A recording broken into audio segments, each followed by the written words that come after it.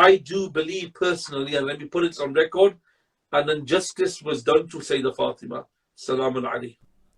میری اپنی تحقیق جو میں آپ کے سامنے لانا چاہتا ہوں کہ حضرت فاطمہ کے ساتھ ناانصافی ہوئی. اب کیا یہ ناانصافی جان بوجھ کر کی گئی؟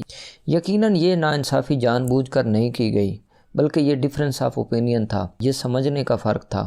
لیکن پھر بھی یہ میں سمجھتا ہوں کہ سید فاطمہ سے ناانصافی ہوئی ہے، کیونکہ اگر فاطمہ کو فدق نہیں مل سکتا تو یہ کیسے ممکن ہے کہ حضرت عثمان نے اپنے داماد مروان کو گفٹ کر دیا؟ یہاں تک کہ جب عمر ابن عبدالعزیز تک یہ پہنچا تو انہوں نے اہل بیت کو واپس کر دیا. یہاں بالکل ناانصافی ہوئی ہے، کیونکہ جب آپ کے پاس خبر واحد ہو تو وہ قرآن کی آیت سے بڑھ کر نہیں ہو سکتی. اب اگر وراثت کا سوال کیا جائے تو اگر نبی کی بیٹی وراثت نہیں لے سکتی تو عائشہ اس جائیداد کی مالک کیسے بن سکتی ہے جہاں وہ رہتی تھی؟ یا نبی کی دوسری بیویوں نے وراثت سے کیسا حصہ لیا؟ یہ مستند احادیث میں موجود ہے کہ سید فاطمہ ابو بکر سے ناراض ہوئی. ہم ان چند حقائق کا انکار نہیں کر سکتے. سب سے پہلا یہ کہ فدق ان کو نہیں دیا گیا، ان کا حق تھا، قرآن بھی اس کی گواہی دے رہا ہے. حضرت ابو بکر نے انبیاء کی وراثت والی حدیث پڑھی، وہ خبر واحد تھی جو قرآنی آیت سے بڑھ کر نہیں. اس میں گزارش کروں، شاید آپ کے علم میں نہیں ہے یہ چیز، کہ مفتی محمد اسحاق صاحب نے ایک بات کی تھی اور ان کی اپنی بات نہیں تھی، انہوں نے حوالہ بھی دیا تھا.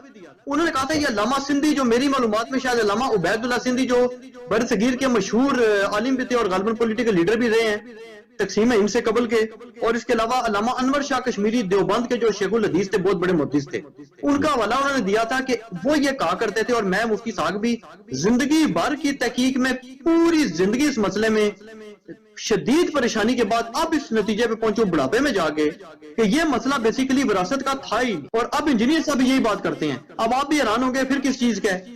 تو وہ یہ کہتے تھے کہ بیسیکلی یہ مسئلہ تھا کیئر ٹیکنگ کا، متولی ہونے کا.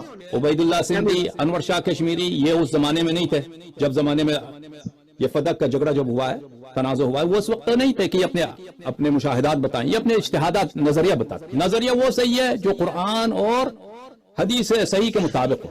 اگر نظریہ ایسا ہے کہ اس کی کوئی دلیل نہیں ہے تو وہ ہے کیا ہے، وہ اس کو بولتے ہیں ٹریش. اچھی بات ہے. دو عزیزوں دیکھو، کہتے ہیں کہ صدیقہ طاہرہ سلام اللہ علیہ نے کیئر ٹیکنگ کا مسئلہ کیا تھا، ملاحظہ فرمائیں. یہ حدیث ہے بخاری میں، دار احیاء کہاں ہے، دار احیاء تراث العربی، عربی کی وہ عربی زبان کا غیر مترجم بخاری ہے، لیکن وہ حدیث کافی مشہور ہے. 749 یہ حدیث کی راوی ہیں عائشہ. عائشہ کہتے ہیں ان فاطمہ علیہ السلام بنت النبی صلی اللہ علیہ وآلہ وسلم ارسلت الى ابی بکر تسألہ میراثها من رسول اللہ صلی اللہ علیہ وآلہ وسلم. ابو بکر، حضرت زہرا سلام اللہ علیہ نے ابو بکر کے پاس کسی کو انہوں نے بھیجا، کس کے لیے؟ طلب کرنے کے لیے اپنا میراث.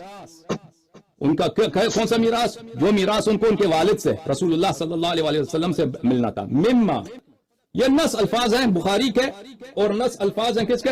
نص الفاظ ہیں عائشہ کے حدیث کے، جو آپ کے کہ وہ میراث مانگ رہی تھی اپنا، جو مدینے میں ان کے رسول پاک صلی اللہ علیہ وآلہ وسلم کے جو باغات ہیں، جو جائیداد ہیں، اور فدق میں جو ہے جو ان کے باغات ہیں، یہ میراث، یہ نص الفاظ ہیں. اچھا، تو یہ کہنا کہ وہ حدیث دکھائیے نا، دلیل دکھائیے، مطالبہ جو بھی انہوں نے کیا بے رسول اللہ صلی اللہ علیہ وسلم نے فرمایا کہ نبیوں کا وارث کوئی نہیں ہوتا، مگر یہ پتا حضرت فاطمہ نے کوئی نہیں. اس پہ کہنا حضرت فاطمہ نے اس مسئلے کی خبر نہیں تھی، یہ صاف لفظ ہے رسول اللہ نے مجرم بنانا ہے. ایک گل کیا نہیں گناہ ہے کہ رسول اللہ نے مسئلہ نہیں دسیا، نہیں، فاطمہ نے بھی علم تھی کہ نبیوں کا وارث نہیں. گل ذہن چ رکھو، میرا کیا علم نہیں سی جھوٹ بول، اور نہ اس حدیث حضرت ابو بکر جھوٹے سی، وہ بھی ٹھیک نہیں.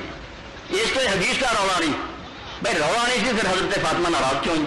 اور ناراض بھی نہیں ہوئی، مرن تک پھر کلام نہیں کیا. ایسے بھی جھوٹ بول کہ بعد حضرت ابو بکر نے ناراض، جھوٹا کوئی مقدمہ نہیں جتیا جاتا. حضرت فاطمہ ضرور ناراض ہوئی اور بالکل راضی نہیں ہوئی، آخر تک ناراض رہی ہے، ناراض مری ہے، اور جنازے سے حضرت علی رضی اللہ عنہ نہیں پڑا، رات ناراضگی دفن کرتا. یہ صحیح بخاری مسلم میں مسئلہ ہر ایک کیا یہ تو مکرن کا کوئی حل. ہوں میں اپنے کو حدیثاں بنا کے جی حضرت ابو بکر نے جنازہ پڑھایا، کیا یہ ایسے وقت نہیں، ورنہ میں تمہیں میدان العذاب سے پڑھے. بالکل جعلی راوی کی بنائی ہے، کچھ شک نہیں. یہ نہیں جنازے سے آئے نہ کہ انہوں نے سدیا، ناراض مری حضرت فاطمہ، کوئی شک نہیں.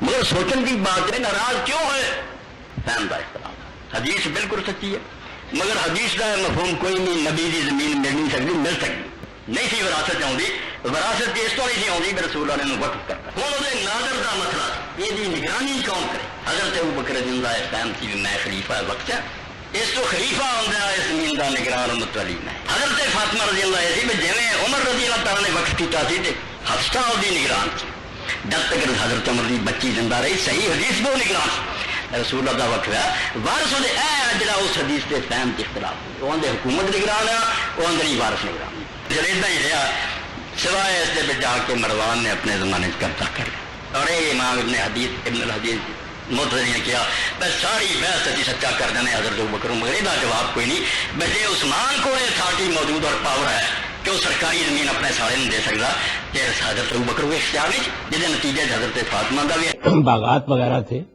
ان کا ایک حصہ رسول اللہ صلی اللہ علیہ وسلم کے اپنے اخراجات آپ کے گھر کے اخراجات اور جو آپ کو دوسرے لوگوں کی مدد کرنا ہوتی تھی اس کے لیے وقف کر دیا گیا تھا. بعد میں یہ سوال پیدا ہوا کہ اب یہ کس کی ملکیت ہے تو سیدنا ابوبکر صدیق نے اس کے بارے میں یہ فیصلہ کیا کہ یہ کسی کی ملکیت نہیں ہے یہ حضور کے خاندان کی ضرورتوں کے لیے آپ کی ضرورتوں کے لیے وقف کیا گیا تھا لہذا ریاست اس کا بندوبست کرے گی اور ضرورتیں جیسے پہلے پوری کی جاتی تھی ویسے ہی اب پوری کی جاتی رہیں گی یہ فیصلہ انہوں نے کیا. یہ معاملہ کسی بھی طریقے سے ہو سکتا تھا یعنی ایسا بھی ہو سکتا تھا کہ ریاست اس معاملے میں جو کچھ فصل آتی ہے اس کو دے دے یا جو آمدنی ہوتی ہے یا انہی کے سپرد کر دیں کہ آپ اس میں سے اپنے اخراجات پورے کرتے رہیے.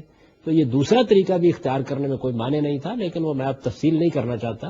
اس میں جھگڑا کچھ ہو گیا خود خاندان کے لوگوں میں اور اس جھگڑے کی وجہ سے پھر یہی پسند کیا گیا کہ معاملات ریاست کے پاس رہے. نظم و نسق میں جو طریقہ آپ چاہیں اپنا مطالبہ لے کر سیدنا ابوبکر صدیق کے پاس گئی تھی کہ جاگیر فدق سے میرا حصہ ہے مجھے دیا جائے. تو سیدنا ابوبکر صدیق رضی اللہ تعالی عنہ نے رسول اللہ صلی اللہ علیہ وسلم کا فرمان سنایا لا نورث ما ترکنا صدقہ کہ ہم نبیوں کے وارث نہیں ہوتے ہمارا متروکہ مال صدقہ ہوتا ہے. سیدنا ابوبکر صدیق نے جب حدیث رسول پیش کی تو سیدہ رسول اللہ صلی اللہ علیہ وسلم کی حدیث پہ راضی ہو گئی اور آپ کے فیصلے کے سامنے سرنگوں ہو گئی. بعض روایات میں ہے کہ وہ ناراض ہو گئی سیدنا ابوبکر سے اور ان سے بول چال ختم کر دی تھی.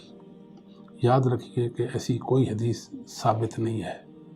اس باب میں جتنی بھی روایتیں ہیں وہ ساری کی ساری ضعاف ہیں غیر ثابت ہیں. جیسا کہ ایک روایت ہے صحیح بخاری میں 4240 اور صحیح مسلم میں 1759. سیدہ فاطمہ سیدنا ابوبکر سے خفا ہو گئی تھی یعنی اس بات پر کہ آپ نے یہ کہا کہ آپ کا میراث میں حصہ نہیں ہے اور ان سے انہوں نے ملاقات بھی چھوڑ دی اور وقت وفات تک سیدنا ابوبکر سے کلام بھی نہیں کیا. یہ جو روایت ہے یہ رسول اللہ صلی اللہ علیہ وسلم کی حدیث نہیں ہے یہ صحابی کا قول نہیں یہ زہری کا قول ہے. یہ ادراج کہتے ہیں اس کو یعنی زہری کا سیدنا فاطمہ سے سماع ہی نہیں ہے.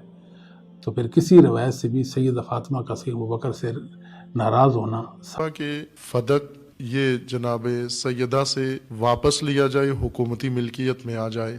سیاسی پہلو اس اقدام کا یہ تھا حکومتیں عموماً ایسے فیصلے کرتی ہیں تاکہ رقیب ان کا مالی طور پر بھی مفلوج ہو جائے اور اجتماعی حیثیت بھی اس کی لوگوں کے نگاہوں میں وہ نہ رہے.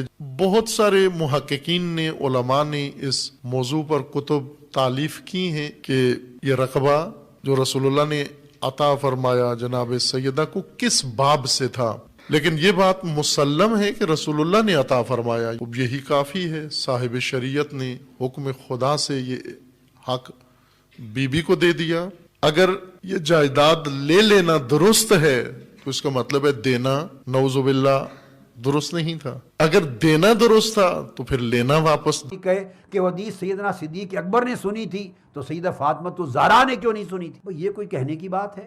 میں نے ایک مثال دے دی کہ صحابہ کرام نے اللہ کو دیدار کرنے کی حدیث سنی تھی اور زوجہ محترمہ جو سب سے محبوب زوجہ حضرت عائشہ صدیقہ انہوں نے نہیں سنی تھی تو دو رائے بن گئی. ایک موقع پر ایک چیز فرمائی صحابہ کرام کی مجلس میں ارشاد فرمایا ہوگا سیدنا صدیق اکبر نے سنی سیدہ کائنات رضی اللہ تعالیٰ عنہ نے نہیں سنی تھی. آپ کا اجتہاد تھا کہ چونکہ آقا علیہ السلام کے قبض و تصرف میں رہا عمر بھر مال فے فدق سمیت باقی اموال اس سے یہ اجتہادی طور پہ خیال کا پیدا ہو جانا کہ یہ آقا علیہ السلام کی ملکیت ہیں ورنہ تقسیم ہو جاتے. یہ ایک سوال تھا ذہن میں. وصال کے بعد یہ سوال لے کر سیدنا ابوبکر صدیق رضی اللہ تعالیٰ عنہ کے پاس تشریف لے گئیں تو انہوں نے آقا علیہ السلام کی وہ حدیث سنا دی اور بعد میں کئی اور صحابہ نے اس کی تائید کر دی کہ آقا علیہ السلام نے یہ فرمایا تھا کہ ہماری مال میں کوئی وراثت نہیں ہوتی. اور اب یہ حدیث میں آپ کو آگے چل کے بتاؤں گا کہ کس لیے غاضبت کی بات غلط ہے. تو جب یہ بات سنی تو ایک طبیعت میں رنج کا یا ملال کا آ جانا یا ایک تعجب کا آ جانا ایک فطر. حضرت ابوبکر الصدیق رضی اللہ تعالیٰ عنہ نے اپنے پاس اس کو رکھا اس بنیاد پہ کہ نبی صلی اللہ علیہ وسلم کے بہاف پہ میں اب خلیفہ ہوں, مجھے امت نے چنا ہے, تو آپ صلی اللہ علیہ وآلہ وسلم کی جگہ میں مینجمنٹ کروں گا. یہ ان کا موقف بالکل ٹھیک تھا. اور اگر وہ حضرت فاطمہ کو دے دیتے, جیسا کہ بعد میں عمر بن عبدالعزیز نے جو ہے وہ آل فاطمہ کو دے دیا, تب بھی درست ہوتا. تو یہ مینیجریل ایشو تھا, اور اس میں سیدہ فاطمہ جو ناراض ہوئیں, اب یہ ناراضگی جو ہے ان بشری تقاضے کے تحت تھی. اس پہ نعوذ باللہ یہ فٹ کرنا کہ جی فاطمہ میرے جگر کا ٹکڑا ہے, جس نے اسے تکلیف دی اس نے مجھے تکلیف دی, نعوذ باللہ من ذالک. سیدنا ابوبکر صدیق تو سوچ بھی نہیں سکتے تھے. یہ بات ٹھیک ہے, بخاری اور مسلم میں موجود ہے کہ وفات تک سیدہ رہی ہیں. سیدنا علی نے رات کو ان کو دفن کیا ہے, ابوبکر عمر کو نہیں بتایا.